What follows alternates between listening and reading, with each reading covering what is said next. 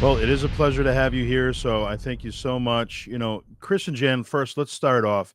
When did you guys meet and how long have you been married? Go ahead. We met in 1991 and we got married in 1996. Of course, us getting married is a wrestling story in itself. That's actually part of the story because we were both wrestling fans as kids. I grew up a kid of the '60s watching the original Sheik and watching and being terrified by as crazy as he was. Jan grew up in Minnesota in the late '60s. We're the same age, and she watched wrestling with her mother or her grandmother. Watched Vern Gagne and the old AWA in the Minnesota days. So we had gotten together in '91. Like I said, we were big fans, and how it started, and it is a story in itself. In 1993, in October, we had already bought our travel packages and our tickets for WrestleMania 10 in New York City. I wrote a letter to Vince on spur of the moment, didn't think anything would come of it. I told how Jan and I, we had each been a part of bad marriages in the past. We were planning on getting married, but I wanted to be a surprise. So I asked Vince in the letter if we could possibly be engaged at WrestleMania 10 in New York City, not thinking anything of it. About a week later, I got a call at work because I had put my phone number in the letter. I got a phone call from Vince himself, and he said he was happy with the letter. He thought it was genuine and sincere. He wanted to do it. So he was going to put me in contact with his head of marketing, which was Bob Collins, and his head of TV at the time, which was Jerry Jarrett, Jeff's dad. And so I was in contact with them off and on from October '93 until we got to New York in '94. Jan, of course, knew nothing about it.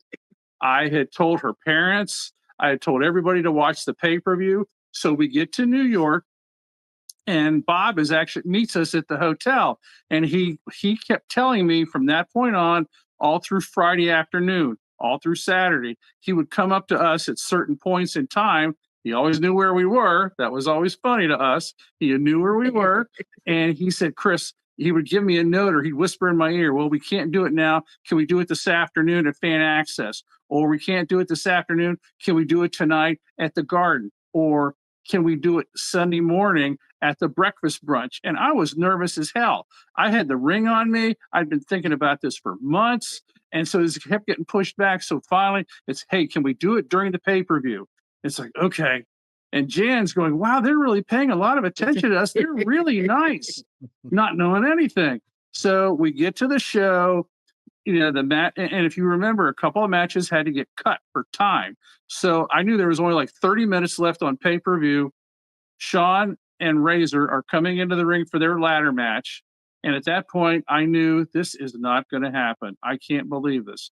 So at the end of the show, Bob was actually on the floor at ringside, and he comes up to me, and we took our photos, and he was smiling and everything, and he whispers to me, Chris, when you get back home next week, call me at the office. I said, okay. So it's like Tuesday or Wednesday, we get back to New York, or we get back to Columbus, and so I was just so gratified with how WWF treated us like family. They treated us so nice. They did everything they could, but live TV being what it is, pay-per-view being what it is, things happen sometimes. So I called, and instead of calling Bob, I called Vince first. And I left a message saying, Mr. Vince, thank you for everything. You treated us like family. There are no hard feelings. I promise we're not upset. Thank you for giving us the weekend of a lifetime. You take care. And then I called Bob, and I left him the same sort of message. There's no hard feelings. TV and live TV is the way it is. Things happen. We had the time of our lives in New York. And, oh, by the way, when we were in the cab from Madison Square Garden to Planet Hollywood after the show, that's when I finally popped the question. I said, I have been waiting 5 months to do this. Will you marry me? And Jan said yes. And I told her the story, and we got all teary-eyed. So I had left a message with Bob, and I thought, then to me, that was the end of it. I get a phone call back about an hour later, and it's from Bob. He says, Chris, I just wanted to let you know I just talked to Vince, and he was very gratified and thankful and appreciative that there were no hard feelings and that you understood, what happened and everything. And I do too. He says, I just want to let you know that this comes from Vince. This is with Vince's blessing, and it's a way to make things up to you. If you ever want to go to a show and you're willing to pay regular price for the tickets, because at the time, Raw ring size were like $50 or something, and pay-per-views were like $75. He said, if you ever want to go to a show, you call me, and as long as you're willing to pay for the tickets, we'll put you in the front row for any show that you ever want to go to. Now, you have to keep this under your hat. If anybody ever asks you, just say this was from the travel department. I said, okay. And we were sworn to secrecy, and that's what it was like for 30 years. Sometimes, a couple times, the number changed, but I had one phone number to call, and when I had our credit card number, and if there was any show we wanted to go, whether it was WrestleMania or Royal Rumble or Raw in Columbus or Cleveland or Pittsburgh or Indianapolis, anywhere we wanted to go, we had the blessing and we were given access to front row. It was a beautiful thing, but we never abused the privilege. We never, flipped off the heels on camera. We never stared, at the Titantron to see ourselves. We never yelled at anybody. We were always respectful of the talent and the men and the women in that ring that sacrifice and, bust their ass and put their bodies on the line. We never, in fact, we would often thank them on camera, covering our mouths, thank them for the effort and thank them for the match. We never abused the privilege, and it lasted for 30 plus years. It was a wonderful gift. We never abused it. And we also became friends with pretty much anybody within that ringside area, announcers, camera people, photogs, all of the support staff, and everybody knew who we were. Lillian, Justin, yep, Fink, all those folks. Yeah, Mark Eaton, timekeeper, everybody. It was just great. I mean, they gave us a gift and we never abused it, and they blessed us in return for all those years as friends and extended family. Yeah, and that's something that any fan would just absolutely dream to be a part of. I mean, what an amazing experience. Yes. And yet you had that little bump. And to even add on that real quick, there were a lot of times when we would go to a Ring of Honor show or we would go somewhere else, and fans would come up to us and say, hey, you've always been nice to us. We feel like you represent the indie fan. You represent the real wrestling fan by sitting in the front row. You're not a celebrity wanting PR for their next movie, or you're not some knucklehead that's never been in the front row and acts like an idiot. You represent us. And we've been told that many times, and it would literally bring a tear to our eye that we had that much respect from other fans, because we were fans just like them, still are. Right. Yeah, and such an iconic look, when it comes to the colors. You've stuck with the colors the whole way through. I know at the beginning you may have switched it up a little bit between the two of you, but why don't you tell us about how that started with the representation? Well, back in the 90s, people would wear neon. I mean, you remember the Dynamic Dudes with Johnny Ace and Shane Douglas wore the neon and everything. So we had those colors. You bought them you could buy them. They were the old surf style jackets. You could buy them at any flea market, and we had a bunch of colors. So it was SummerSlam 1995 in Pittsburgh. And ironically, we were going to dinner, and it was kind of dark out. So for whatever reason, we threw the neon jackets on. I had the yellow on. Jan had the pink. As we're leaving the hotel, ironically, our friend Bob Collins was coming, back from dinner. Chris and Jan, how are you? And I said, we're going to dinner. And he said, now you're sitting in the front row tomorrow. I said, no, Bob, actually, we're not. We're in the front. We're in the fourth row, and we're a little off to the side, so we're not going to be quite on camera. And he said, with those jackets and those colors, you should wear those colors on TV, because I guarantee you some camera somewhere will find you at ringside. So I put the pink on the next night. Jan put the yellow on. And if you go to SummerSlam 95, and if you're looking at a clock, we'd be at 10 o'clock. So we're 4 rows back. and just a little to the left, that's where you see us. Now, we had a friend who was shooting photography, who was sitting in the front row, and he kept moving during that show from his ringside seat to the hard cameras and back. And he said, "You should just come and sit when I go to the hard cameras." So if you look at SummerSlam 95, you'll see me in the front row, like for half the matches, and then you won't see me at all. So, but it started at SummerSlam in 1995 at Pittsburgh. Wow. So you got to be there, for not just one, but both ladder matches, Shawn Michaels versus Razor Ramon, Yes. WrestleMania 10, and then of course at SummerSlam 95. Obviously that first night with WrestleMania 10, you were very nervous with everything that was possibly going to happen. So maybe you didn't enjoy it as much as you would have liked to, but looking back on it, what was your takeaway from both of these ladder matches? Any specific memories? If when we were walking out of the garden, we just kept looking at ourselves thinking that might have been the greatest match that we've ever seen. If you watched that first match, everything they did was perfect. Their handholds, how they ran the ropes, how they hit each other, how they would do arm drags and I mean, everything was perfect. There was nothing wrong with that. How they threw the ladder, Sean's spots, how he got caught up in the ropes the last time. How Razor would run the ropes. They did a spot, I think, where Razor clotheslined Sean over the top. And I mean, Sean just felt that match was perfect. When they had their second one in 95, I knew because we had actually talked to them in the bar the night before, and they said they were going to try stuff that they just didn't have the confidence to do the first time around. The second one was going to be a lot more dangerous and just a lot more active. They had some more stuff. And if you watch that match, they didn't really hit everything right.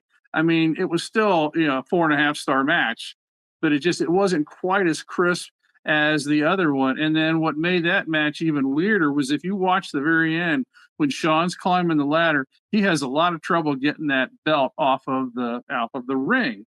And he got really, really mad at the end of that match. We've been good friends with referee Jack Doan for a long time. And we actually talked to Jack in the bar after that match, and he said that Sean just ripped him a new ass, up one side, down the other, in front of the talent, in front of the locker room, blaming Jack for screwing up the match. And it was just a matter of how Jack, snapped the belt up there. I think he might have snapped 2 or 3 pairs of snaps instead of just one. So it was harder for Sean to pull it down. And Sean wasn't the nicest person to get along with in those days anyway. So that's what kind of made that more memorable. But, the second one, you could tell they tried a lot of stuff. It wasn't quite as crisp as the first one. But in those days, how are you going to complain? Because unless it was Brett or someone like that, you never had 4-star matches in WWF back then. It was still a great match. You mentioned referee Jack Doan. Early on for him, I want to say around WrestleMania 9, he was the person who would kind of take the clothes and the outfits from ringside, and then of course became a full-time referee with WWF for so long. What are your personal memories of Jack over the years? I think Jack's great. I mean, Jack was always nice. We first met Jack in 1994. They did a TV taping in Wheeling, West Virginia, and so they were doing a photo shoot with Bret Hart, and so we were just kind of hanging out, and Jack was there, and we became friends. And then they did Raws a couple of times at Struthers High School, where Ray Boom Boom Mancini, the champion boxer, went to, and they did this like in June of '95 and June of '96. So we got to hang out and talk. But like I said, when we sat in the front row, every referee that came out, whether it was Jack or whether it was Mike Chioda or Chad Patton or back then, Joey Morella and or Jimmy Corderas. I mean, we would always yell, and Tim White, yeah, absolutely, Tim White and Earl Hebner.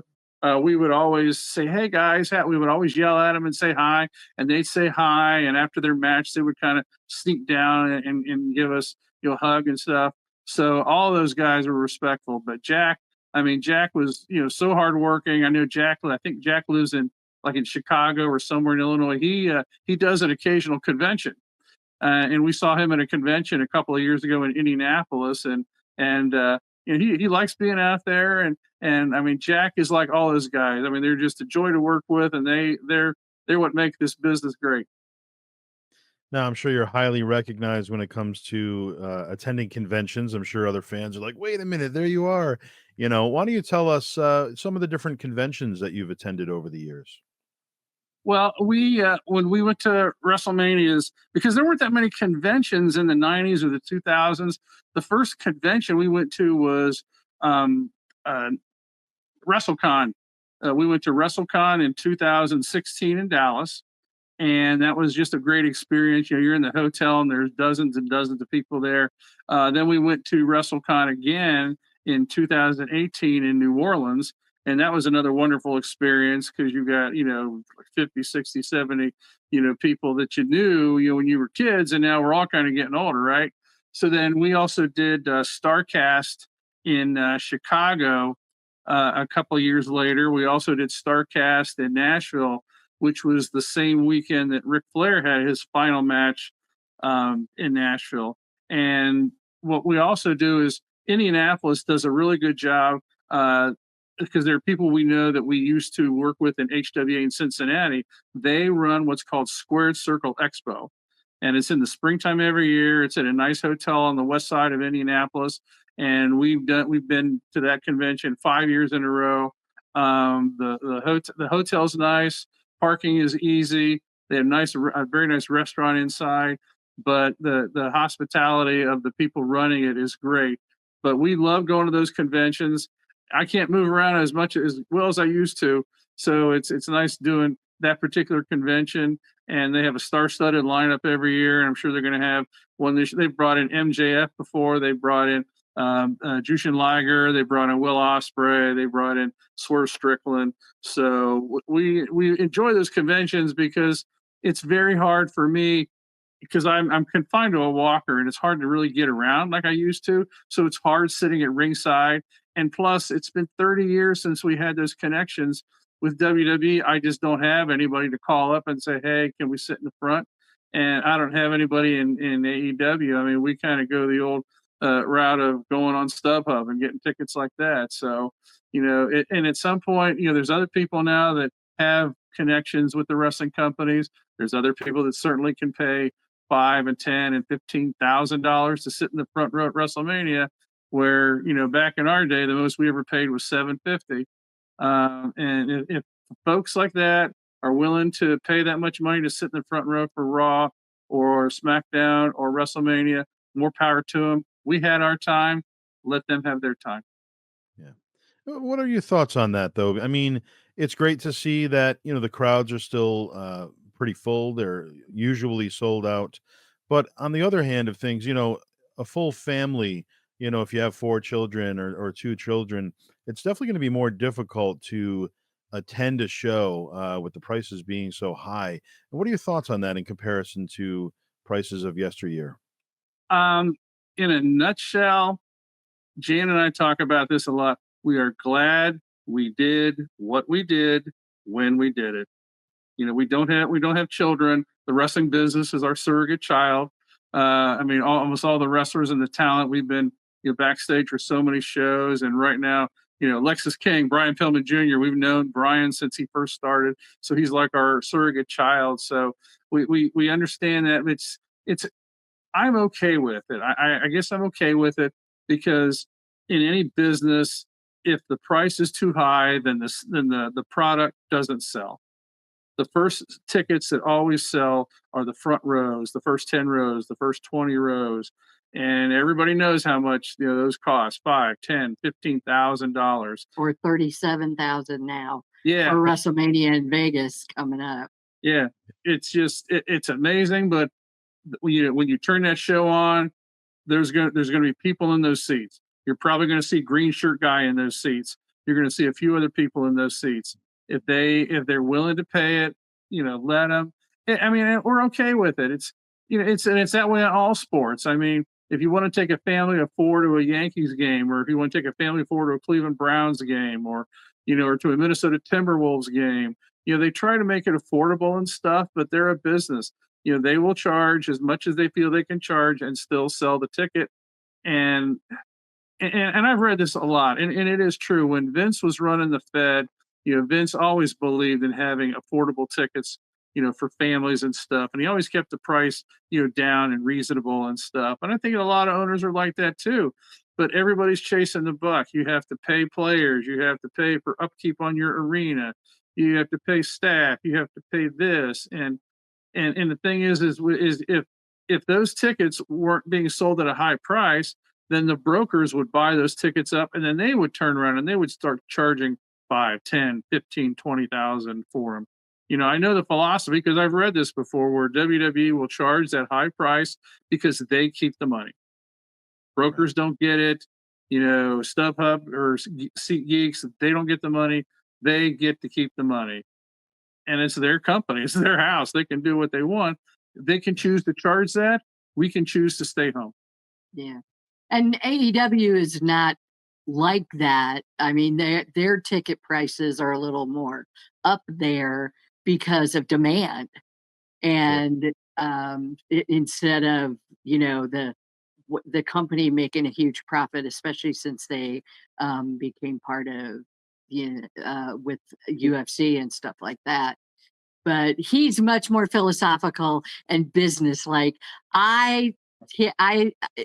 It's hard to see those prices so high because you think about people not being able to go and it's kind of out of our price range because we're older now. But sometimes it's hard to watch the shows because people just sit there. They're not into it. They're not enthusiastic. They might be celebrities and they're trying to be way too cool, or they're waiting for their moment in the sun or something like that. And it's hard. Sometimes you lose that fun factor, and which is what's kind of a big difference between WWE versus AEW, and even NXT is, there's more of the fun factor and fun to watch the fan reaction at ringside than when you watch Raw, SmackDown, or especially the pay-per-views.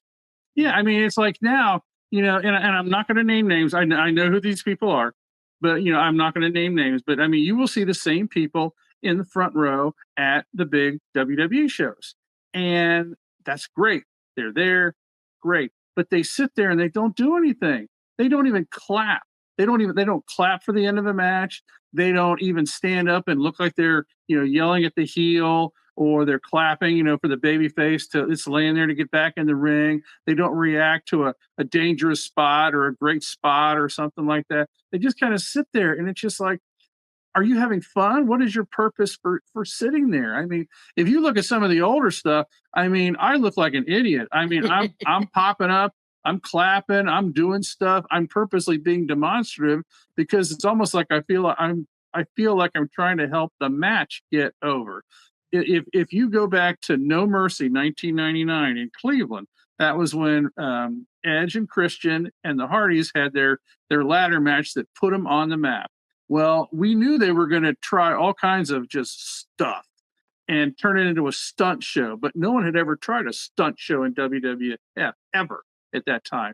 So there are times when you see me jump up at spots and everything, and there's even a spot probably 2/3 of the way through where they had done a couple of ladder spots and all four are laying down in the ring. I purposely stood up. I stood up and I clapped, and you can even see me turn around and wave my hands to, like, come on, people, will you stand up and give these people credit for them killing themselves in the ring?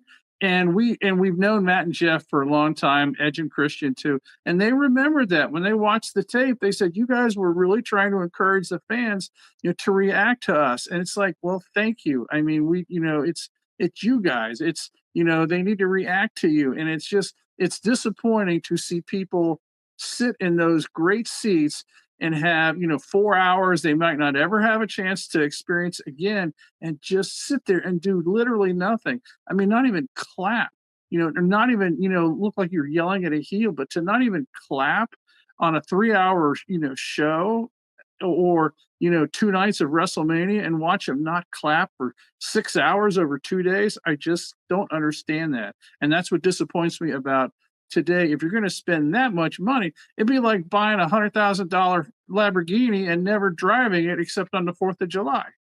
Right. It's silly. And you're exactly right. I mean, I never really thought about that, but you guys in your day were so enthusiastic, like a lot of the wrestling fans were, especially in the '90s. But yeah, you look at it today, and it's almost like they're seat fillers. You know, they're there, but they're just not energetic at all. And I never really thought about that until you brought that up. But yeah, there's no clapping. They're just monotone and staring at the ring. And And if you look at even going back, I mean, we know Rick Ackberger, sign guy who wears the blue bowling shirt and the red hat. We've known Vladimir for years. We've known Charlie, who would always wear the hot rod T-shirt. We would know Lenny, who would had the long black hair and the black sunglasses, and that we've known those guys for years. And I mean, we would all go to shows and stuff. And my gosh, Ackberger is a legend for how much he would react and hold up signs. Vladimir was the first one to do the flexing and have fun with heels and stuff. And the other guy and all the other guys you'd see them at ECW shows, because we went to an ECW show in the arena in 1995, and that's an experience unlike anything you'll ever experience in wrestling. Is the old ECW, asylum in the arena. But all of us, I mean, and we've known each other and we've talked about it. It's like, why do other people who pay 10 times more than we ever paid, how can you sit there and just do nothing or stare at your phone? How can you stare at your phone and hold it up and try to record it? It's like, okay, fine, a little bit, but be in the moment, feel a moment, because when you react, the TV show is better. The talent is better, and they feel like that their effort is being appreciated. yeah. And let's start. This question's for both of you. Let's start with Jan. Who are some of your favorite superstars over the years?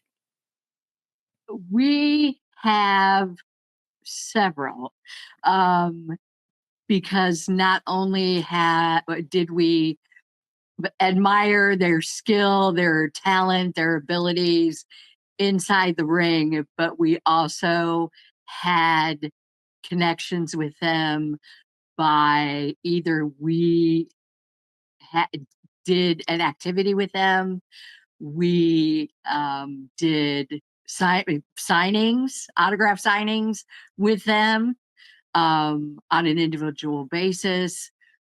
We picked them up from the airport.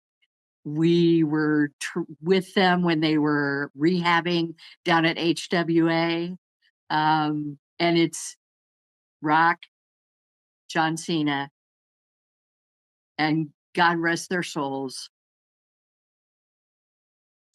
Owen Hart, Eddie Guerrero, and Chris Benoit. And Sabu too.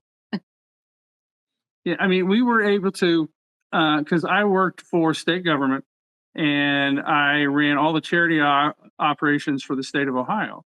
And with my connections with WWE through the tickets and everything, I would go through their community relations department. So when they would come to town all through the 90s and 2000s and stuff, I would do a formal letter. I would ask them if we could have, a superstar or two in our building and sign autographs for charity. And we were lucky enough to have 11 different superstars in our building over the years. We did have Rock when Rock was just hitting it big in the movies. We had Rock. We had Mark Henry. We had Mark Henry. We would have Matt and Jeff Hardy. We had Rey Mysterio. We had Bob Holly. We had Marty Jannetty. We had Billy Gunn. We had Mickey James, and they were all so nice to work with. But we were good friends with Bill Apter from PWI, and Yes. Bill put us in contact with Owen Hart. And so we had met Owen for the first time in 1992 in Indianapolis after WrestleMania. So Owen was very frugal with his money. He always wanted to, save money and not stay in hotels. So Owen trusted us to call us whenever they were in somewhere in like Pittsburgh or Detroit or Cincinnati. Owen would ask us if we would pick him up at the airport, and then he would arrange to have front row tickets during the show. When they would be here in Columbus, Owen would spend the night at our house. And so we knew Owen very well. He was a joyful friend, a loyal confidant. He was every story that you've ever heard about Owen Hart. They were totally true. and almost, downplayed. He was so much a better person than what people even said. And Eddie, a devilish prankster. yes, if he liked, and he liked Jan a lot. He never ribbed Jan. He must have loved me because he ribbed me at every chance he got in public.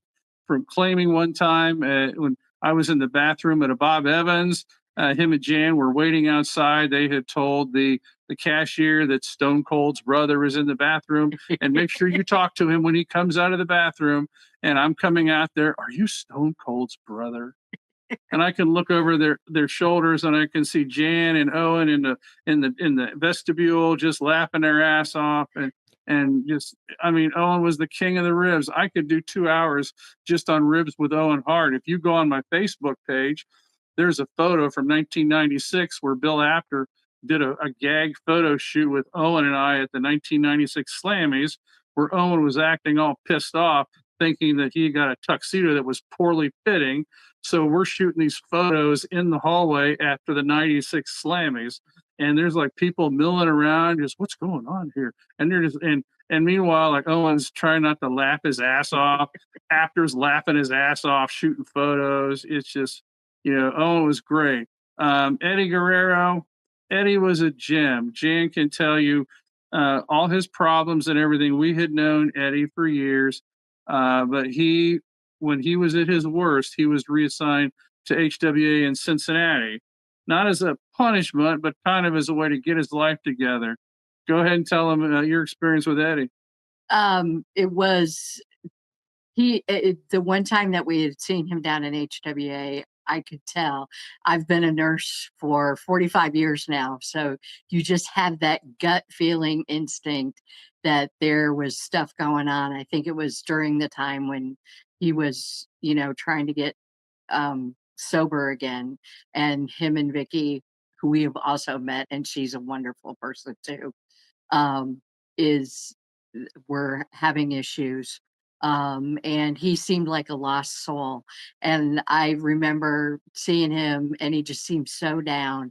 And remember telling Chris that I said, I have this really bad feeling that something really bad's going to happen with him. And not too long after that was when he had that crash at the gate of a housing development or apartment complex.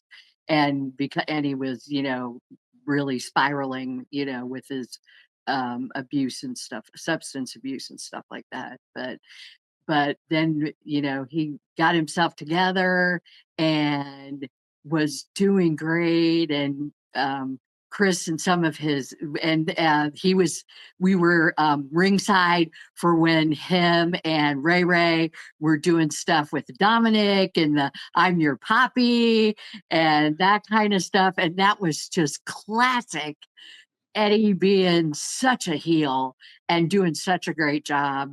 And then one time when he was feuding with JBL and he stole JBL's hat, Chris and three of his co-workers were in the front row, and I was not in the front row at the time. I made sure that the guys all were there. They got to be the first ones to fill JBL's cowboy hat with water, food, popcorn, stuff like that. Beer, hot dogs, everything. So Eddie was such a super, super cool guy. And it was devastating when we got news. I'm originally from Minnesota, so it was hard when we had heard that Brian Pillman had passed in Bloomington, and we had gotten calls from my brother and sister-in-law who lived in Minnesota that Eddie had died in Bloomington again. So it was so horrible that happened. Yeah. But And the same thing with kind of Chris Benoit. I mean, to start off, there's no excuse for how things ended with Chris. There's no way to explain that. But we had known Chris since the Indies in the early 90s. He always was happy to see us. We'd see him backstage, and he was always happy to see us. The night before WrestleMania 20 in New York, he had been doing an autograph signing for people that attended the Hall of Fame banquet that night. And so we were walking behind him, and Chris goes, guys, how are you? How are you? It's so good to see you. And he hugs us and everything else like that. And he goes, are you going to the show tomorrow? And we go, yes. He says, are you guys sitting in the front row? And we go, yes, we're sitting in one of the corners and everything. And Jan goes, don't say anything. And Chris's eyes were big and happy and everything. And he wanted to break kayfabe so bad. Jan goes, no, stop. We want to be surprised. Don't say another word. Whatever happens tomorrow, we want to feel it the way you feel it. We want to experience it for the first time. Please don't say anything. And Chris just goes, oh, okay.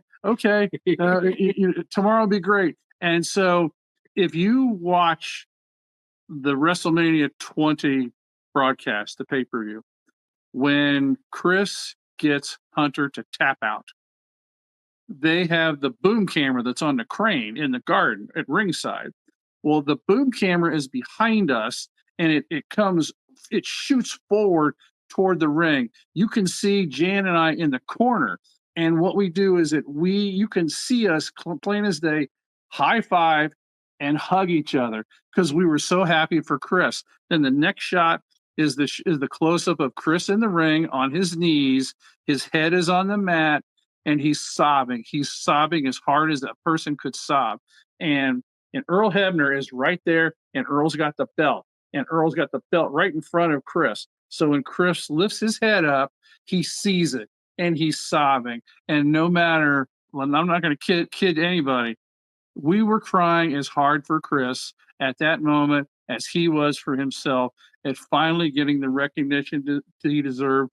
He wasn't a vanilla midget anymore. He wasn't some sawed-off runt. He was a damn world champion, and we were so happy for him. Now, all that aside, again, what he did in 2007 is unconscionable, unthinkable. That there's not any way to, justify it or anything like that. But we try very hard to remember Chris the way he was before June 25th, 2007. How we knew him in the 90s, in the 2000s, when he was working indies for Sabu, when he was busting his ass in Japan as Pegasus Kid. That's how we prefer to remember Chris. So that's our memories and our favorites. I know it's a long answer, but you asked the question, so. Yeah, no, that's great. And as far as one of them goes, Owen Hart. What are your thoughts on Owen Hart and how he's been recognized pretty heavily within AEW, and they're kind of keeping his name alive with the Owen Hart Foundation, his wife getting involved. They've had tournaments. It's great to keep his name alive, and I feel like they've really been doing a good job with that. It's beautiful what Tony Khan has done, and how he's cultivated that relationship with Martha Hart and the Owen Hart Foundation and the kids, Oj and Athena. It's wonderful because, with those feelings, there's no way that will happen in WWE. There's too many hard feelings between Martha and the current administration, Vince and everything. That's just never going to happen. If they want to put Owen in the Hall of Fame, that's fine. Martha's not going to be there. The family's not going to be there. If they want to put him in the Hall of Fame, that's fine. The Hall of Fame has always been, 75% a marketing tool for WrestleMania, and the other 25%, it's an honor for the people that go in because it's their last, shot at being, honored and remembered, and that's great. But what Tony's done with the Owen Hart tournament and how they, promote the foundation all during the tournament itself, and I mean that's kind of how. Because Martha grew up as a wrestling fan, going to the old Calgary Armories and stuff, and that's how she met Owen and Brett and the family, because she was a kind of a wrestling fan. So she knows, that the style of wrestling that AEW does versus the pageantry and the sports entertainment that WWE does. I think it's just great as long as it's beneficial, for the foundation, which I hope it is. It's certainly beneficial to Tony and AEW, because us fans, I mean, we love the fact that they, talk about Owen and preserve his memory and respect the style of wrestling that he did, which is the style of wrestling that is, in AEW. What they do is great. nothing lasts forever, but boy, we hope that they do that from year to year to year with that partnership between Tony and AEW and Martha and the Owen Foundation. And Martha has done such a beautiful job and a beautiful thing with as a result of a horrible accident that happened with Owen. And for her to just rise above that and improve herself by finishing her education and then becoming in charge of this foundation and taking care and supporting people who are at such a vulnerable state and don't always get the care and support that they need until it's almost too late. Right. Yeah, it's very important to keep those names alive, especially people that have done so much for the business, like Owen, like Eddie Guerrero, and it's nice to see that. And even on the flip side of things, WWE, I think, has done a good job at keeping Eddie's name alive. He's always kind of, touched on, whether it be in the Dominic or the Ray storylines or whatever it may be. So it's nice that they, try to do their best to keep that memory alive. And one of the greatest things I think is, being able to go to Peacock or being able to go to, one of the platforms and just going back and watching any of the old pay-per-views at your leisure and being able to see some of these moments. Do you ever find yourself doing that, watching any of the old pay-per-views? Oh my gosh, yes. I mean, Peacock keeps us alive. Peacock keeps us alive. They have everything. Excuse me. They have everything documented. They have. If we took the time, I still have.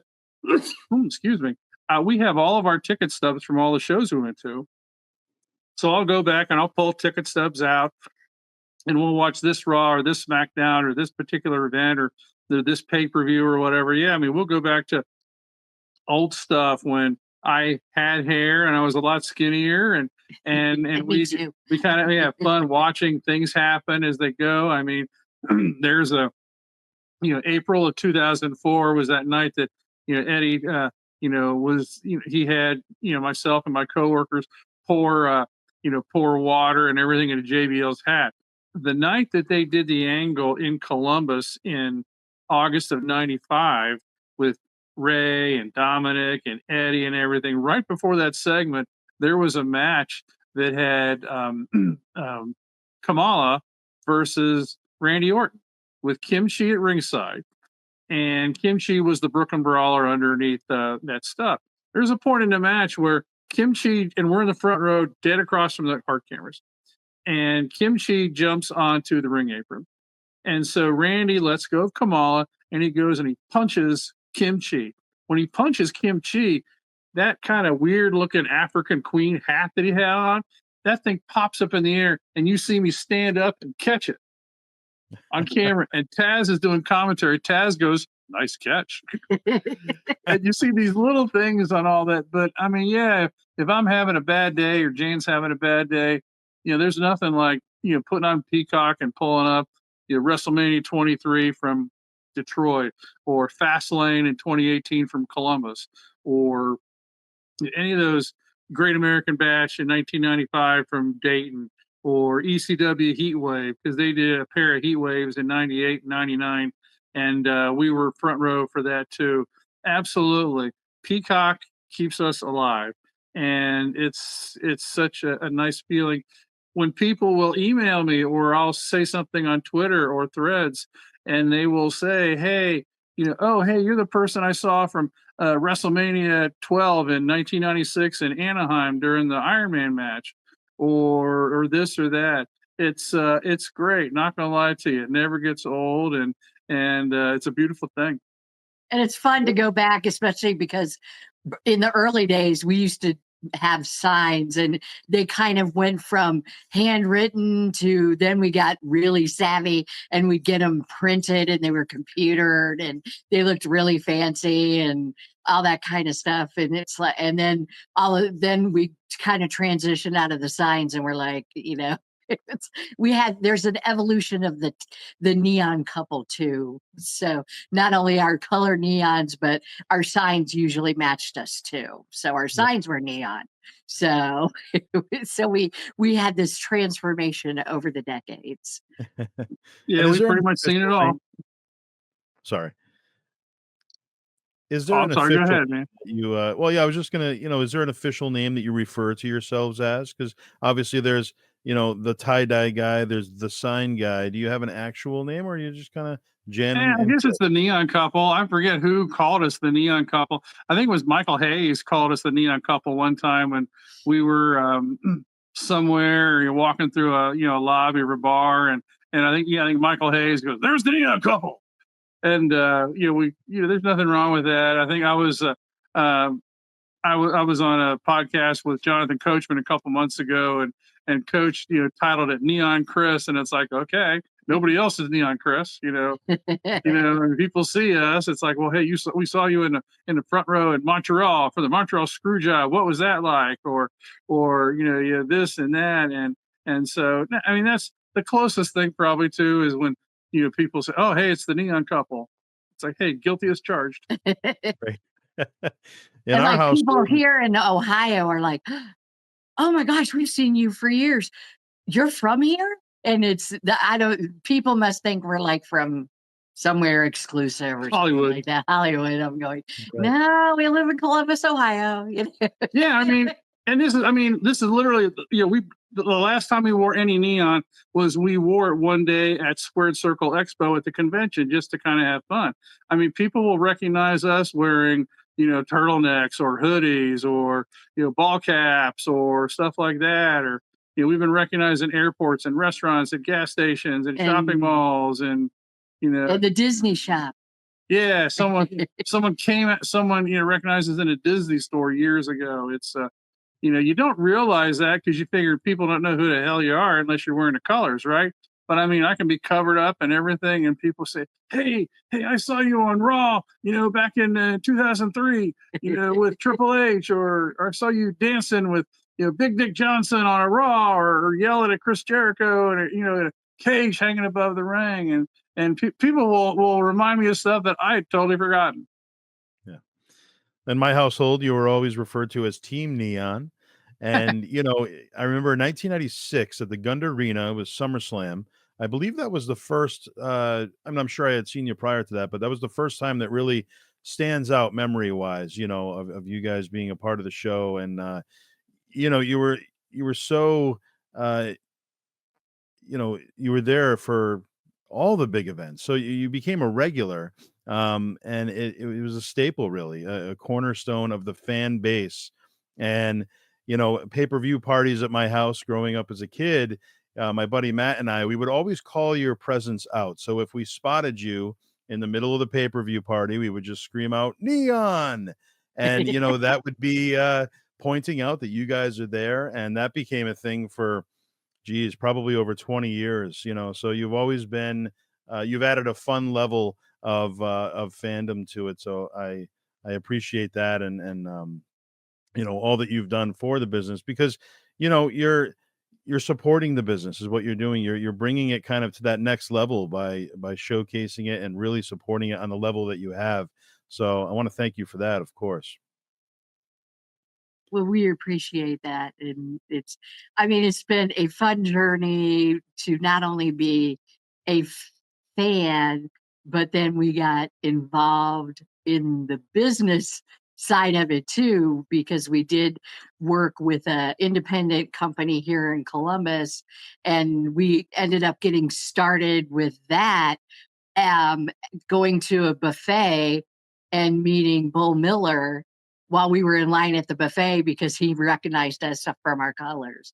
And then we ended up getting involved with HWA down in Cincinnati because we had attended in our colors the Pillman Memorial shows. The And we first one. ended up working the last one. We did help run the autograph signing for the last Pillman Memorial Show. Oh, So wow. I wrote a letter to Les Thatcher, and and he was, gratified by the letter. And I told him I had experience doing special events and autograph signings and things like that. And I had been part of an independent wrestling promotion here where I was the heel owner on television, but I helped instruct. I was the head writer. I produced the television shows. I would direct the shots and everything. So I had that experience. And Les said, "Hey, come on down." So we've been lifelong friends with Les Thatcher for 20, 25 years, working the Pillman shows, meeting all those people, folks like the Cody Hawks and the Les Thatchers. And there's so many alumni from those HWA days that are making a mark in today's wrestling business because you have John Moxley, who we knew literally from his first day in wrestling school on a Saturday afternoon, learning how to take his first bumps in 2004. We've known guys like Mox. We've known Nigel McGuinness. We've known Chad Collier. We've known BJ, Jamie Noble and Shannon Moore and a lot of those folks that were assigned to HWA when WCW got bought out by WWF. And we did the Tough Enough people were down there. Yeah, when the first class of Tough Enough graduated, which was your Chris Nowinski's and your Nydia's and Maven Huffman and stuff. Yeah, they were down in Cincinnati. So we set up wrestling rings. We were just like they did. We would unload the ring truck. We would set up the rings. We would do the guardrails. We would set up the chairs and everything. Do Polaroids. And everybody knew, and they had seen us in the front row for years on television. They had seen us do backstage vignettes on Monday Night Raw and on SmackDown.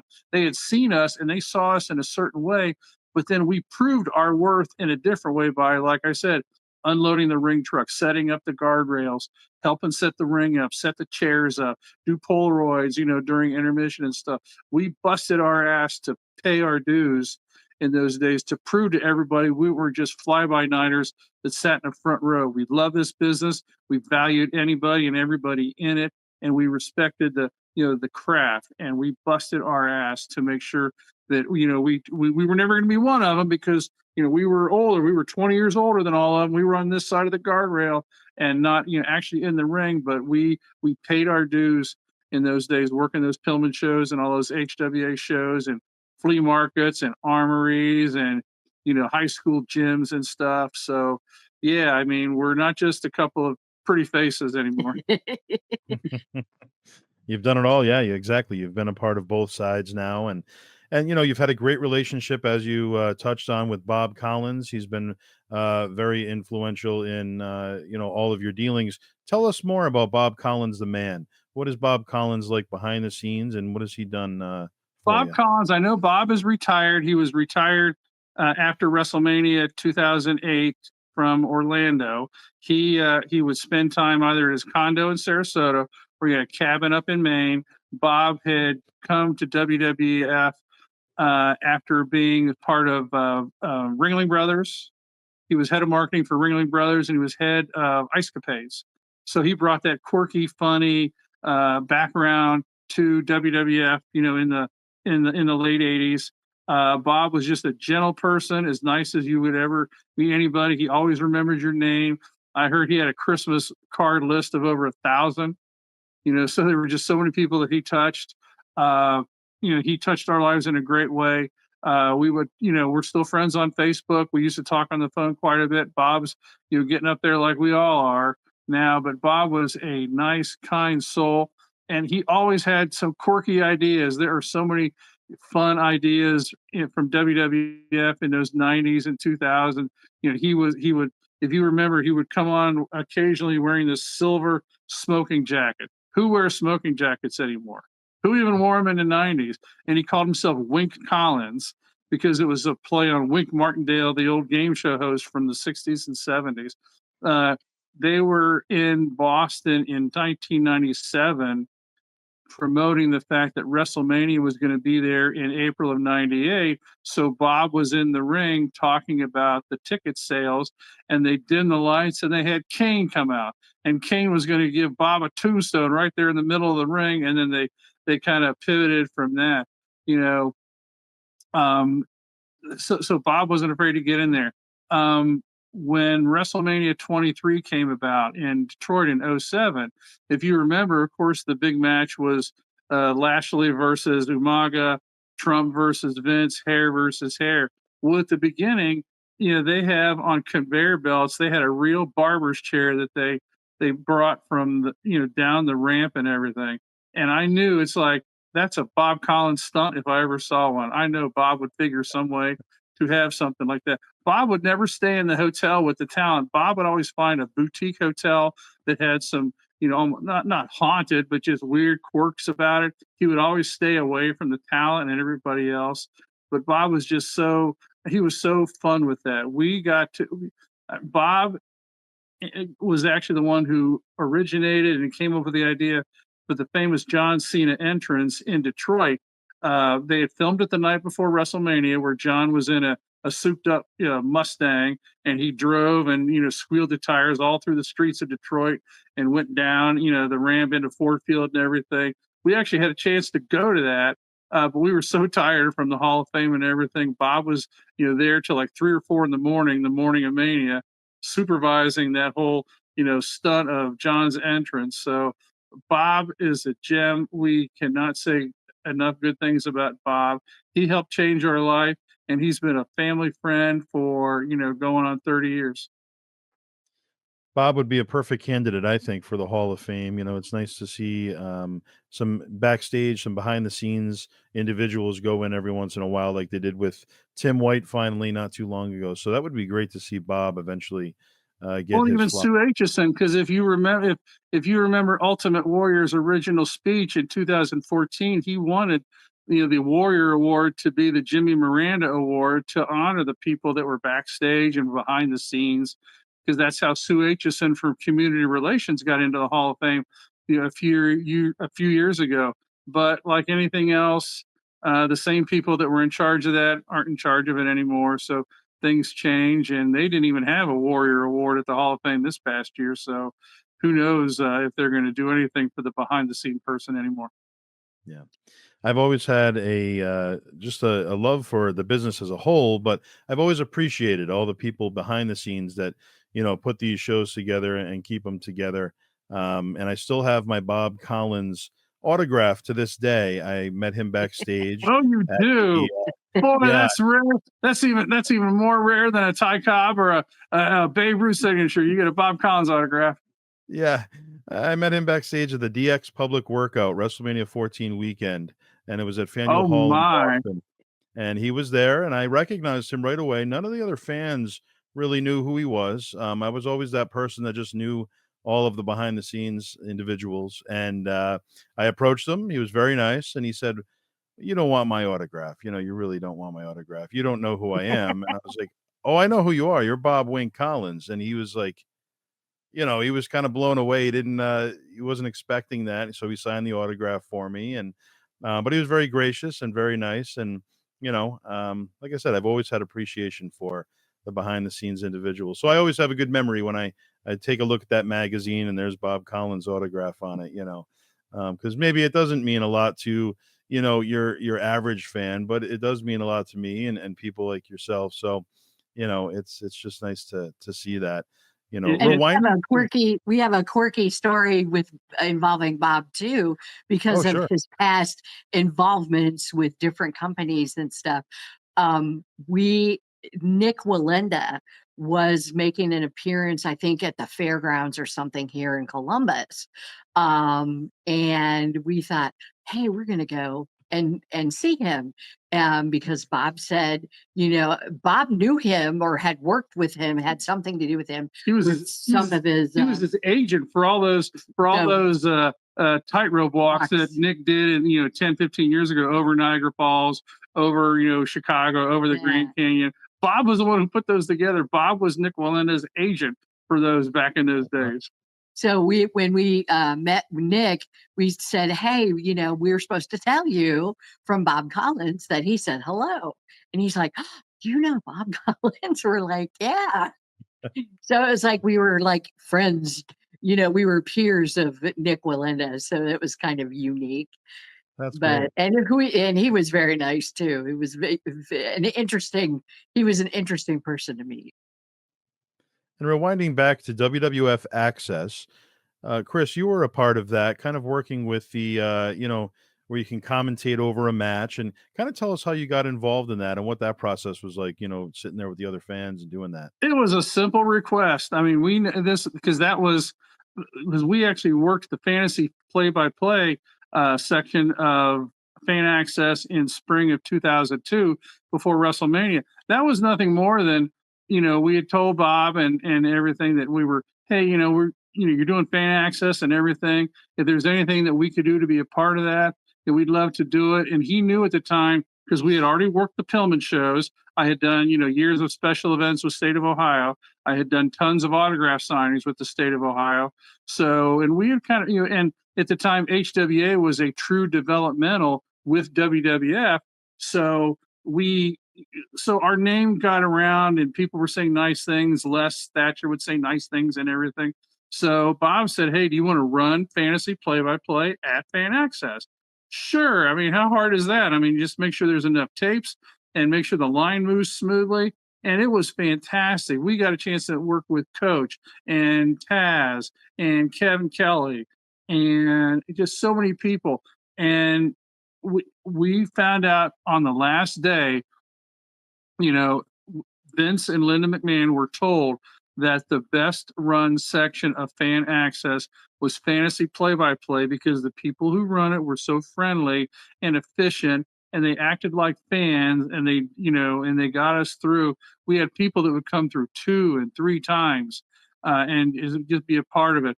There's a photo that I cherish that's on my Facebook page, and I think you've probably seen it, where it's Les Thatcher and Maven Huffman and myself.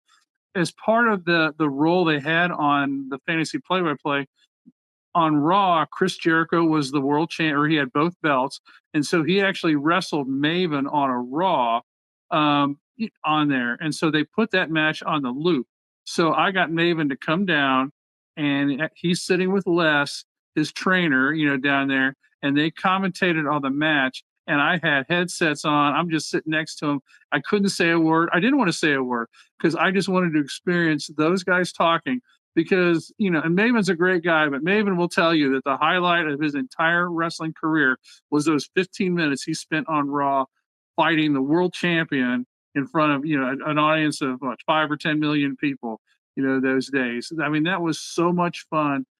There was so much feedback that got back to Vince and Linda McMahon about us and how we behaved and how we were. And so it was like the final straw of proving, hey, we weren't just 2 people that wore, outdated clothes and colors and everything else like that.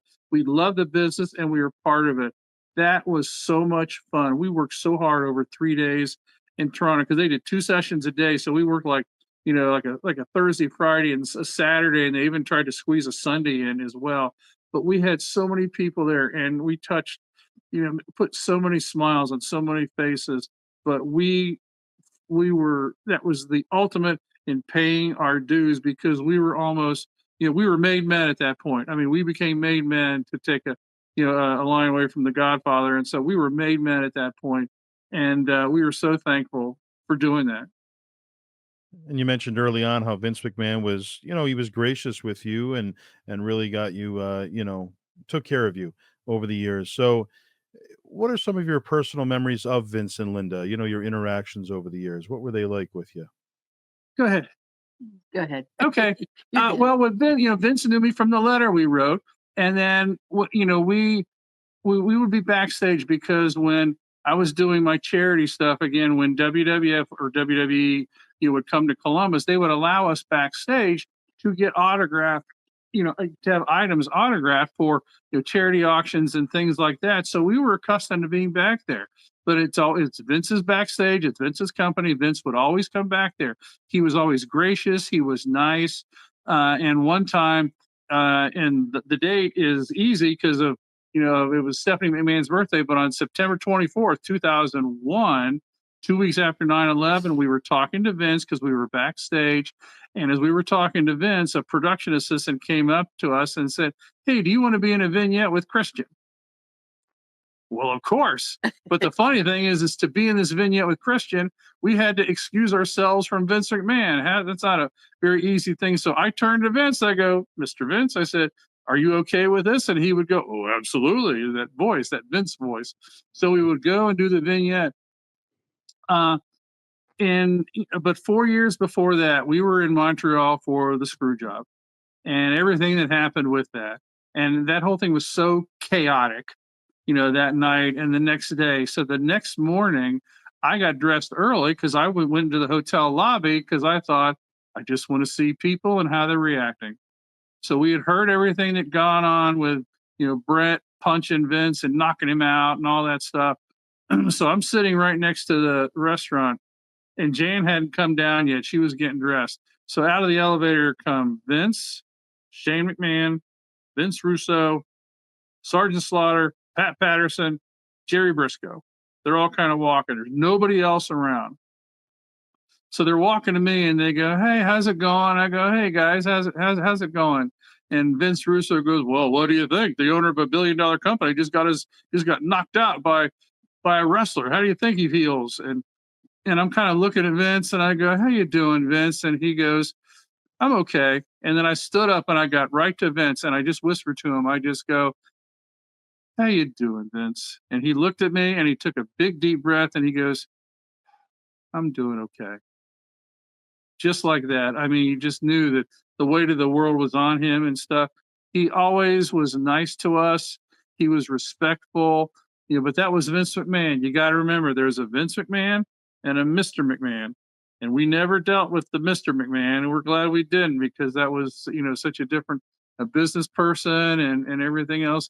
The Vince McMahon that we dealt with was always so nice. And it's hard to say anything bad because he, with his blessing, we were in the front row for 30 years worth of shows. And, looking back at that time, 1997 Survivor Series, you kind of gave us a little bit of the aftermath there. How about at the actual event as it unfolded, being there as a fan? Did you know fully what was going on? What's your feedback on that evening? Yes and no. All the information I got in those days was from Dave Meltzer and the Wrestling Observer. Dave and Jan and I mean, we've been friends with Dave for years. Our Observer would come on Saturday in the mail.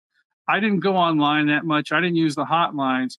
So I hadn't gotten the newsletter yet that said Brett is leaving to go to WCW.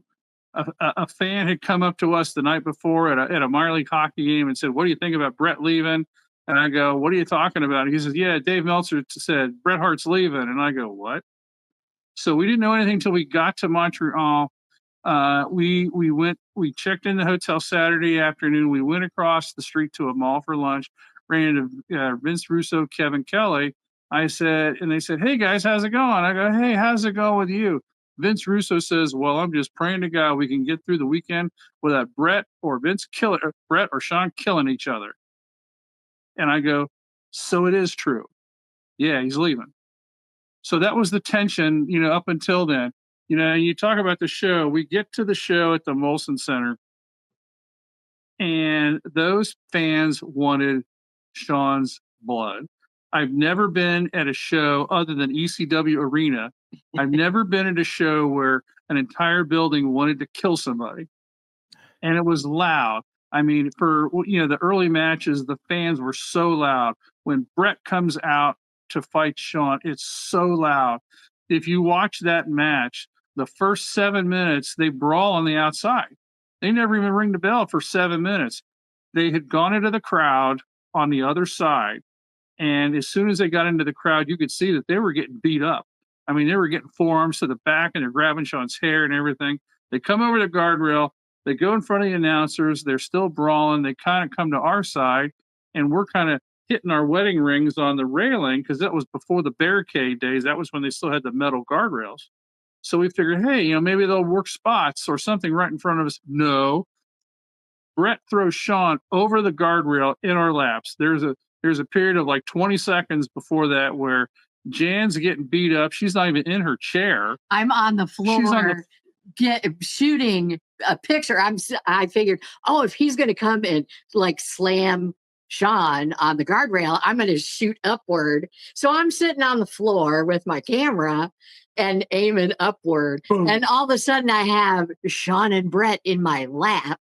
And I kind of lean back, and Chris has me on one side, and a guy with Parker Brothers, the sponsor for the show, was on the other side, and we're holding on to our chairs that we all got from being in the front few rows, and you could feel the press of fans behind me, and I was more afraid of that being like totally swallowed up from the fans behind me than I was Sean and Brett, because they knew us. And then all of the refs were around us. So, we were kind of like that. My only other thought was, please don't kick me in the face.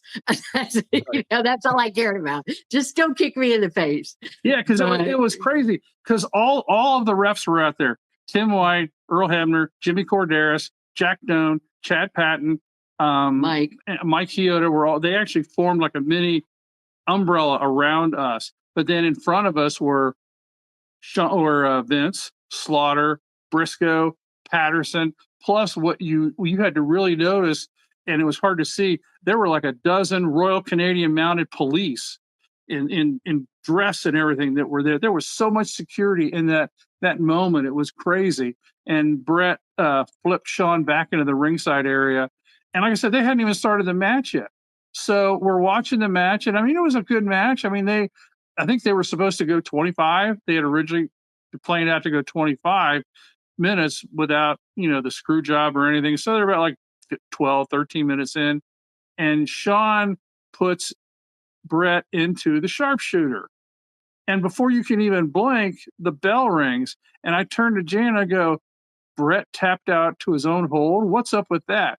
So you can see us. We turn around, because the hard camera's shooting behind us. You can see us turn around, because we start grabbing for our jackets and our chairs to make sure they're fine. They weren't stolen. So that's about like 2 seconds. I turn and we look back up to the ring, and Vince is all of a sudden wiping his face. And I turn to Jan and I go, wow, Vince must have gotten hit with a drink. No, that was Brett spitting on Vince. We just never saw it, because at the moment we were looking to make sure no one had stolen our chairs and our jackets or anything else like that. It was just pandemonium, and it happened so fast.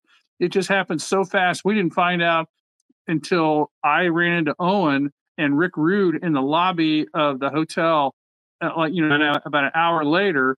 And Owen was a very nice person, didn't cuss or anything else like that, but he was firing 4-letter bombs. He would go, Vince fucking screwed dirty, fucking double-crossed it. He fucking double-crossed it right in the middle of the ring. Bullshit. And Rick Rude was with him. And if you knew who Rick Rude was, he was not only a wrestler, he was one of the real-life shooter guys you never, ever mess with. And he had such an angry look on his face. They were just so angry. And it didn't even dawn on me that there was going to be a double cross, because as far as I was concerned, that was like from the old Carney days at the turn of the century. They didn't do that crap in 1997. Oh, I was wrong. Wow. What a story. We could do a whole show on just the screw job. Yeah. I've talked with Dave Meltzer before, and Dave has kidded me about, you should write a mini book on your experience. Because I remember every detail from Friday night at the hockey game when that fan, kayfabed and said, what happened, to not only the weekend, the show, the fact that we were in Cincinnati, Ohio for Monday Nitro, the night that Rick Rude showed up live on Nitro when he was on tape from Raw from Ottawa from the week before. So yeah, we were there for both Rick Rude appearances on the same night. We were, like I said, we saw Raw and we saw Nitro. That's funny. there's just so much to that whole story. Yeah. Now, being a part of, the wrestling world for so long, what were some of your personal favorite matches for both of you there? I'm glad you say favorite, because people say, what's the best match you've ever seen? It's like artwork, man. It's just, what do you say is artwork? We've kind of talked about 3 favorite matches. One was Rock versus Hogan in Toronto in 2002. Hogan it was his first match in 9 years, in the Fed. Rock was, at his peak. We said, if Hogan can meet Rock halfway, physically, they're going to tell a great story. That was magic. It wasn't a 5-star match, but man, that was just everything they did meant something. The crowd was unreal, especially those fans across from the hard cameras. They were so live because nobody wanted to boo Babe Ruth. They wanted to have that experience. That was such a magical match from beginning to end. And then we always talk about Hell in a Cell from Pittsburgh in 1998 with Foley and Undertaker. Because we're in the front row, same size of cameras, kind of on the right. And we knew going into that match that Taker had a really bum ankle, so he was taking time off. Foley had a bunch of injuries, and he was going to take time off. So we wondered how two guys that were that banged up, what were they going to do, and how were they going to pull this off?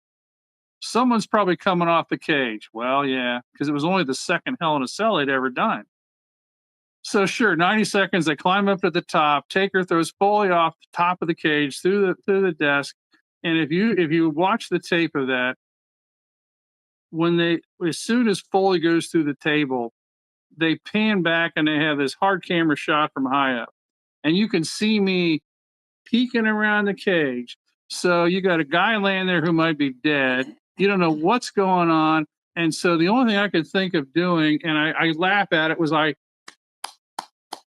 clap and I watch that and I just laugh. It's like, oh, I'm such an idiot. I couldn't even think of what else to do. So he's alive, we think. Yeah, because we're trying to see what's going on, right?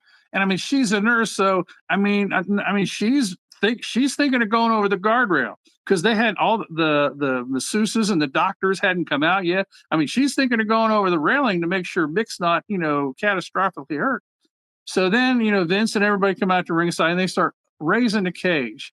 And we turn to each other and I go, well, I guess I know how they're getting at it and how they're going to end this match. I figured it was over.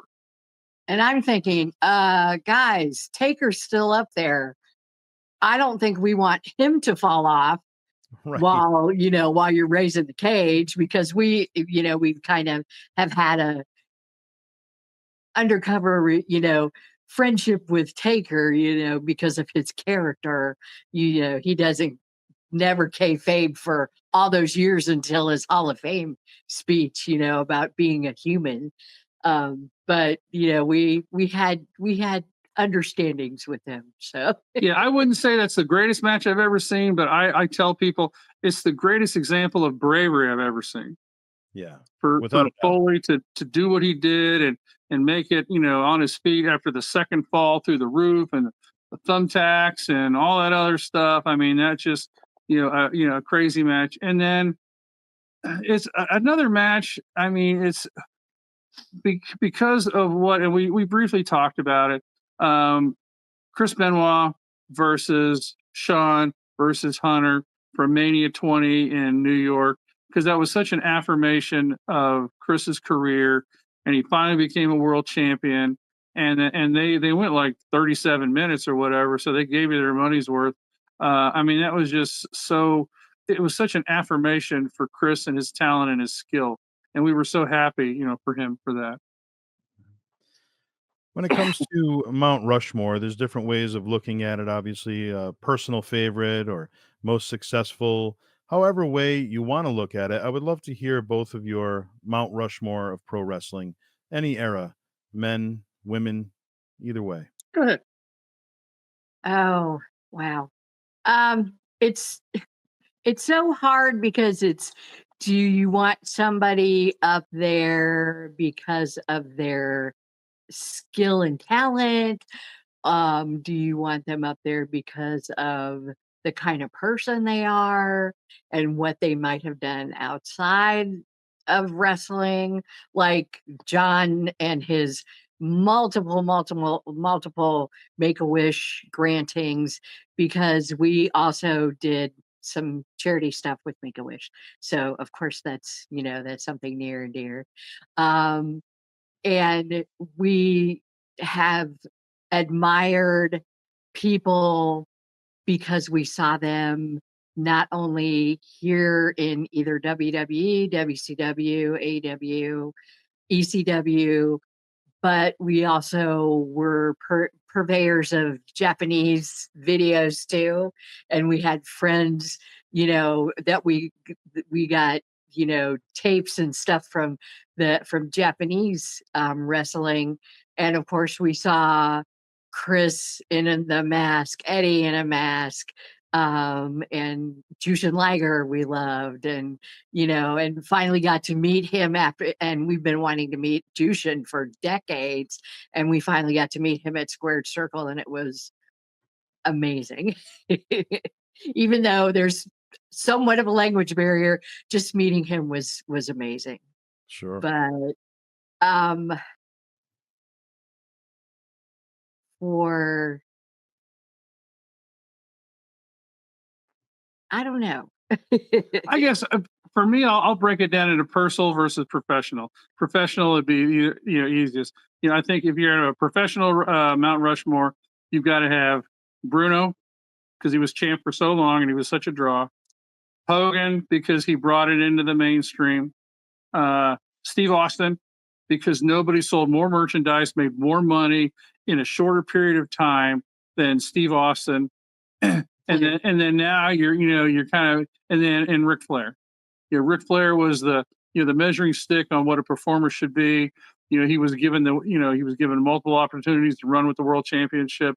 In the old days when being a champ meant you had to make your opponent look good so that they could draw money, and then you would go from territory to territory. So that'd be my professional, Mount Rushmore. Personal in terms of who we worked with and who we were had a relationship with. It would have to be in no order: Owen Hart, Eddie Guerrero, Rock, and Rey Mysterio. Because we did autograph signs with them. We knew them personally. They were a joy to be around. I'm sad that two of them are gone. Haven't talked to Rock for a while, but I mean, Rock was just, everything you think and everything that you see of Rock when he does PR or Kimmel Show or Jimmy Fallon, he's so much nicer in person than even that. He's a joy. Rey Mysterio is the only one who kind of bridges that gap professionally because we sat with Mike Tenay one time in the early 90s when Ray had never even come to WCW, and he said, Rey Mysterio is a god. He's a god. And it's like, how old is he? Oh, 19? So I got a few tapes of him and just saw what he was like. And the fact that, 15 years after that, he was doing multiple autograph signings with me, knew him very well, talked to him, every chance we got and everything. And we knew him as much as anybody we knew that never actually got in our car and we, took around places. Although I shared a limo with Ray when he did an autograph signing for me in 05. So that's my professional Mount Rushmore and my personal Mount Rushmore. Hope that works. Oh yeah, absolutely. So behind the scenes, when it comes to music, Jimmy Hart, Jim Johnson, both just super influential in the world of professional wrestling. What do you guys have a favorite entrance music and the entrance itself of the superstar? It's hard to say because, everybody loves the Stone Cold and the glass breaking. And from a music standpoint, pretty hard to top the original DX theme. It's hard to top the NWO theme. And Hogan, when he came into Real American and, that kind of stuff. Yeah, it's almost hard to separate, do you like the music or do you like, the aura that that it makes you feel. A lot of WWE music they use at college football games. I know at Ohio State, when they have a third down, they would play Shinsuke Nakamura's music. That na na na na na na. So it's music is such a a part of the entrance. I've never really thought about who I'd like because I'm a jazz guy anyway, and you never hear jazz music in a wrestling performance. I've always thought there were some musics that would be really cool to hear, as somebody's entrance. And we've been to so many shows, we've been lucky to see certain entrances, not just your basic coming out. I think one of the coolest entrances we ever saw live, excuse me, was when Taker came out in Detroit.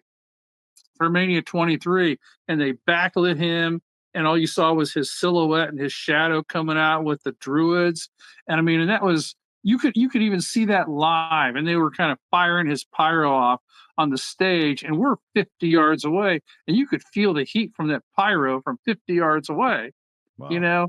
And I mean, when we were never, or we were around for a few of those monster pops that Rock would get when he'd come out, and Austin and stuff. So yeah, I mean, that's probably the best encapsulation of what we think of theme music and stuff. Yeah. What was always fun for me and is when ECW was in its heyday. Of course, they would steal, snippets of rock music that was current. And when, of course, the library got bought by WWE, they had to dub over all of that. And that took the allure away from the entrances of a lot of the wrestlers, because you're like, oh, I remember, this Well, song New Jack. with New New Jack, Jack. or If you watch ECW in the '90s, New Jack would come out, or the Gangsters would come out, and they would play "Murder Was the Case," which was a very hardcore rap song in those days. But that aura was so cool because they would play that music for the whole match, whether it was 6 or 8 or 10 minutes. And the thing is, I mean, there were like 4-letter words all through that song, because I actually have that CD, buried somewhere. And you'd play that. You think, man, I can't even play that with the windows open in my car because I get arrested. So they would play that. Or I actually talk about music. I think it's great that if you watched AEW when they did Anarchy in the Arena this year, they were playing music as everybody was brawling. So then Kenny Omega grabs the microphone and says, "Oh, enough of this crap." He said, "Let's hear some 1990s, alternative rock music." So then they played, "Let the Bodies Hit the Floor," and they played "Let the Bodies Hit the Floor" for like 15 minutes straight while they're brawling through the building. And I just thought it was hilarious. And then finally, like, Matt Jackson turns to the camera and says, "Stop playing that. Every time they play that music, costs us $200,000. Oh man, what a memory there. that was always fun. So, well, another perk that we were used that doesn't really happen nowadays, that we were lucky enough to get with our not only our front row access, is we were privy to where the talent was staying hotel wise back in the day. So we were always lucky. Almost always stayed where the talent was. Bob would tell us that. So we would run into people at breakfast, and we would run into people at the bars, and we always maintain that, they're they're allowed to eat, they're allowed to have their beverages, they're allowed their space, and we would say hi to them, and and talk to them as long as they were okay to engage with. Um and but we didn't hang around them and tried not to bother them much. But that was also a cool privilege, because we got a little inside look on some people, and got to place, be protector of Undertaker, or guarding Rock's Pizza in the bar when he had to go to the bathroom, or For one time when Alundra Blaze, Medusa, was getting flirted on in a bar one time very, very heavily, and she didn't want to be mean to the guy, but she didn't want to. So she like comes over to where we're sitting, and Jan was actually kind of sitting away. So she comes and sits with me, and she starts playing with my necklace and flirting and everything else, just so she could get that leech stalker away from her and everything. I mean, it happened more than once where I just be kind of sitting there, okay, I'm thinking, boy, Medusa, you smell good, boy. And yeah, I mean, we've been part of this business in so many different ways that people just can't fathom. And even as we're telling them the stories and stuff, being ribbed by people or Elster joked with. smacking you on the chest in the lobby. Yeah, the day after WrestleMania in Toronto in '02, I'm sitting in the lobby waiting for Jan to come down. We're ready to check out, and I see Randy Orton for the first time. And Randy had been in OVW quite often, so we had seen each other, but we had never actually. Hi, Randy. I'm Chris. This is Jan. Let's shake hands. So I'm literally ready to do that to Randy because he's turning his key. He's checking out. Well, Al Snow comes up behind me without me seeing it. I'm reading a newspaper. He comes behind me and he goes, boom. And I mean, he hits me with the hardest chop you'll ever feel, for fun. And I would get that all the time. We were in, it was the Slams. It was the Slammy Awards in '96. And I had this weird outfit where I had a jacket on with no shirt underneath it. And so Michael Hayes comes up behind me and he spins around and he gives me the hardest chop you'll ever feel on my skin under my jacket. And I didn't know whether to sell it or no sell it. And I go, so I sold it a little bit. He goes, well, it must not be very hard. I must be losing it because you didn't sell that shit at all, did you? I go, okay. And like Michael Hayes, we had met him for the first time outside the Wheeling Arena in Wheeling, West Virginia, like in '96, and talked like for 2 seconds. So then we would see Michael at every show imaginable in every city imaginable. And I would tell him every time, hey, man, we're from Columbus and everything, because he would always look at us and go, hey, Neon Couple, West Virginia, how's it going? Wheeling. Yeah, 30 years later, hey, West Virginia, Neon Couple, how's it going? Michael, it's Columbus. Yeah, right. Hi, West Virginia, Huntington, how's it going? So those intimate events back in the day, the 1996 Slammy Awards, the 1997 Slammy Awards, some of the early Hall of Fame ceremonies, 94, 95, 96. What were some of those events like in person, being still kind of a mom and pop organization as far as the feel to it, and being at those intimate events before they became so large? All of it were mom and pops. I mean, they were 1997 Slammies. We were sitting at kind of in an aisle, and there was some incident, I think, between somebody and Vader and whatever. So Vader comes like running by, almost runs me over, knocking over, water pitchers and stuff like that. Owen jumped up on the stage one of those times. He says, I did it. I won another Slammy. I did it. I mean, you could see Vince and Jerry Lawler kind of off to the side. I mean, I guess, and you're correct. Those days, it was such a mom and pop organization. I mean, you could call and talk to people. People would come up and talk to you. People trusted us. We trusted them.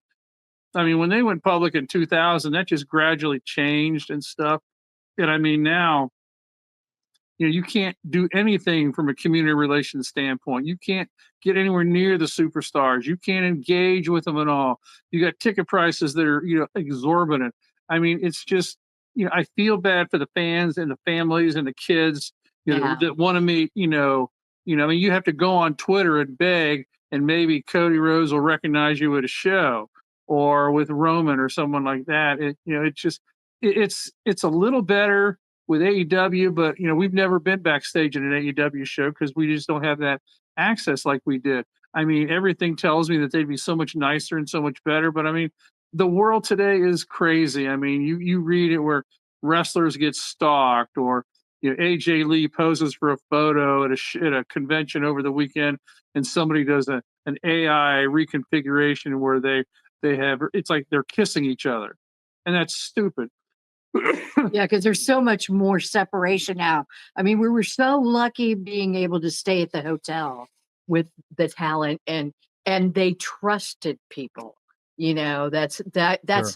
how we first met Rock. We met him in a bar in San Antonio because we were sitting next to people who were out and out horribly rude. The die Rocky die chance. Yeah. And we went up to him and said, we just want to apologize. We weren't part of that group. We were sitting by them, but that is not how we feel like, and we wanted to set the record straight. And ever since that day, we've been, he always acknowledged us when we saw him at the shows and stuff like that. And matter of fact, we even took when him and his first wife, Oh, Danny. Danny Garcia. Danny Garcia, were expecting Simone. They were in Columbus for a show, and we were backstage, and we took a present for the baby. And it was like baby stuff, clothes, and being a nurse, I did some, first aid thermometers and that kind of plug things that you put in to keep the kids from putting their fingers in there, and that kind of Right. stuff. And he's like, "What is this?" And I said, it's a present for you and Danny for the baby. Oh my gosh, and it was like, and it was so cool to have that, that that connection. And us working at some of the independent companies was great. And the first time we met Al Snow, we were up at his Body Slammers gym up in Lima, and that's where we first met Chris Benoit and Taboo Wow. and Blue Meanie before he was Blue Meanie. So it's like you miss that stuff now because the world is so different. Mhm. And there's such a separation. And at the Slammies, you could go to each other's tables, and we did that. And because it was all intimate, you had groupings of tables, and fans were in amongst the talent.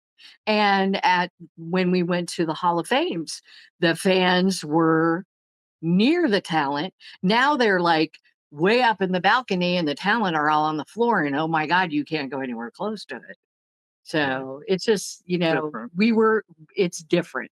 And we, we had so many encounters and adventures and stories and that are so amazing with so many people, and we are so lucky. I mean, Bob was even nice enough to take us into Vince's office. Yeah, Bob gave us in 1998. Bob gave us a private tour Of of the Titan Tower. all 7 floors of Titan Tower, including lunch on the roof, and there's photos of us doing that. So yeah, I mean, it's such a different time now. Well, continuing on here as we wind down, any personal memories of Todd Pettengill? To be honest, we met Todd Pettengill one time.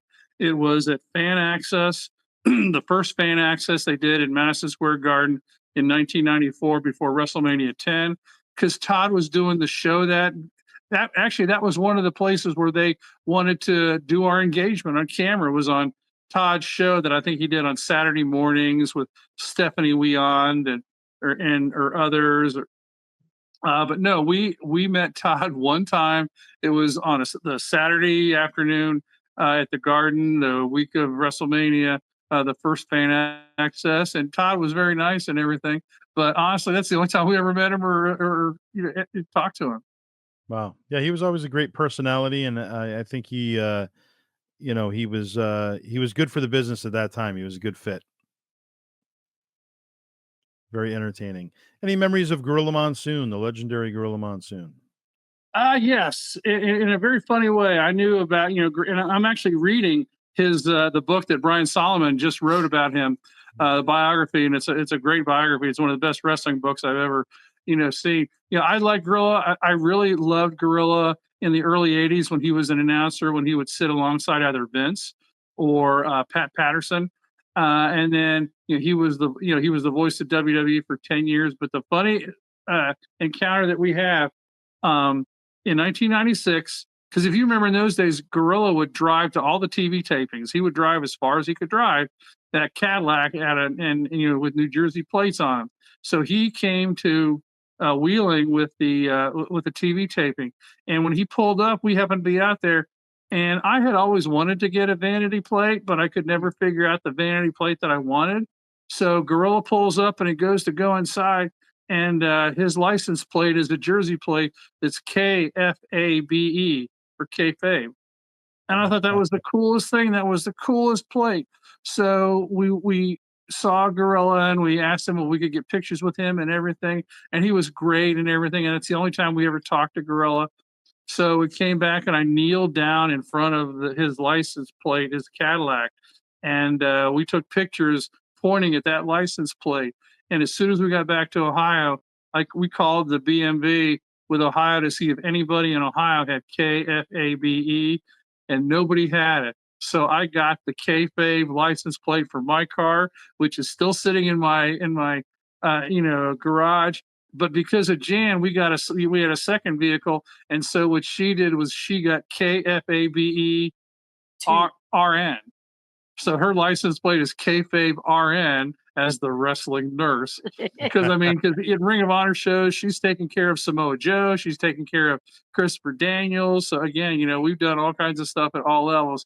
But yeah, and it's funny because when Brian Solomon, released his book on Gorilla, on the very last page of the photo pages, he has a big close up of Gorilla's kayfabe license plate. So I shot Brian a text saying, "You got to see this."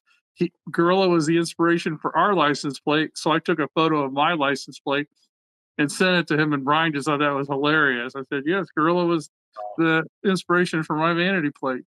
And That's of course, fantastic. when we were driving to shows or different things, the talent would recognize us, one, because of the kayfabe license plate, and because our Mustang that we've had versions of for several years is yellow. So Oh, there you people are go. like, it's a yellow convertible Mustang with a kayfabe license plate. And everybody's going, there's the Kazmerzak. A quick funny story. We were going from Pittsburgh, Hell in a Cell, 98, to Cleveland for Raw that night. And we were on the Ohio Turnpike.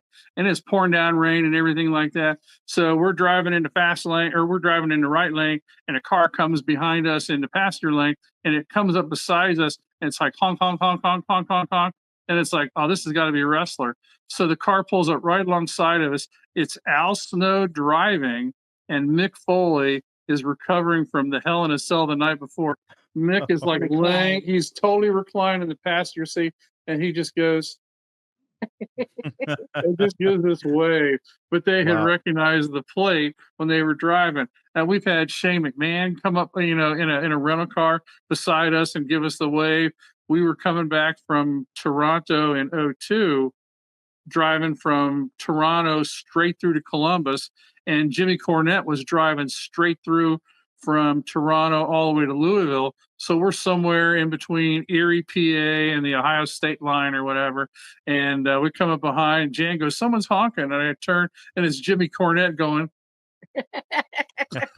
driving by. But yeah, that plate. That's another moniker that we take pride in. And the And pay-per-view we also chairs, have obviously. we have a remembrance of the Hell in the Cell. We have thumbtacks from the Hell in the Cell match. Wow. Okay. Howard Finkel gave us a handful of thumbtacks from that show. Yeah, out of the ring. you could never authenticate it. I've said it to people. There's a photo of it on my Facebook page. You could never authenticate it. But yeah, they're sweeping out the ring, and Howard Finkel just scoops up a bunch of thumbtacks, hands them to me. I stick them in a fanny pack. I didn't know what to do with them. So when we got home, I actually took them and I put them in a baggie, and I put a piece of tape on it saying, "Hell in a Cell, real match use thumbtacks, Hell in a Cell, Pittsburgh, 1998, King of the Ring." And when I was talking to Jonathan Coachman, Coach had me take a photo of him and put on my Facebook page because he wanted to see, because he was kind of teasing, "Oh, you don't really have that, do you?" "Oh, yes, I do, John, I do." "Oh, well, you got to show me." I go, "Okay." So I clicked the picture and sent it to him. So yeah, that's the last little souvenir from Hell in a Cell, is a baggie full of thumbtacks. And they are real. You can't authenticate them. I could never sell them because nobody would believe it. But by God, those are authenticated, real Hell in a Cell thumbtacks. Well, you both know they're real. That's all that matters. And what an iconic piece of history to have. And it looks like you have some great collectibles and posters there. When it comes to pay-per-view chairs, you've been to so many events. Do you still have the pay-per-view chairs? And if so, what do you think? How many do We're you think you have? sitting on them right We're now. actually sitting on them right now. We're sitting on our Fastlane 2018 chairs. But what we would do is that we had two. I mean, you really can't do anything, with them. But we would keep one for ourselves, and then we would take one of them backstage and have everybody sign the chair, and then I would auction them off for Make-A-Wish, later that year or whatever. because I was doing the count between, because we were going, if you average, the pay-per-views, because we were going to 4 or 5 pay-per-views a year, and we were going to Raws and SmackDowns, Columbus or Pittsburgh or Cincinnati or Cleveland or Indy or wherever. So we were probably doing 10 shows a year. So we were doing 10 shows a year from 1994 to 2018 or something like that. So it was in the hundreds, and we did, I forget, I think we did 13 WrestleManias, 11 of them, where you had chairs. We did the pay-per-views where you got chairs. So we probably had at the most, but we were auctioning them off for charity during that time. So we had at any time probably between 15 and 20 chairs in our closets, that were sitting there. And we, like I said, we keep one and we take one and get it autographed. But we've got our WrestleMania chairs from Detroit. We got our fast lanes. We still have our Survivor Series from Montreal chair back in the day. It's like you can't really get a sign because Brett don't want to sign a chair like that. Sean doesn't, don't want to sign a chair like that. So, you just kind of, you're thankful for all the chairs and the shows and the ticket stubs and the memories and the thumbtacks and other stuff over the years. Yeah. Well, you guys have experienced so many things and have so many great memories, and other fans like myself, have fond memories of seeing you both, enjoying these events, and along with us, watching you on television. So, first and foremost, thank you for all of your contributions to the Make a Wish Foundation and the charities that you've helped out over the years, and you've really done some great things behind the scenes. And in closing, fast forward many years from now, what would you both like your legacy to be? How do you want to be remembered? I'll start. I'll be quick. That we love the business. We respect the business. We respect the people that make it their livelihood and their love. If you're a fan, for those who get it, no explanation is necessary. But for those who don't get it, no explanation will do. It's just that way.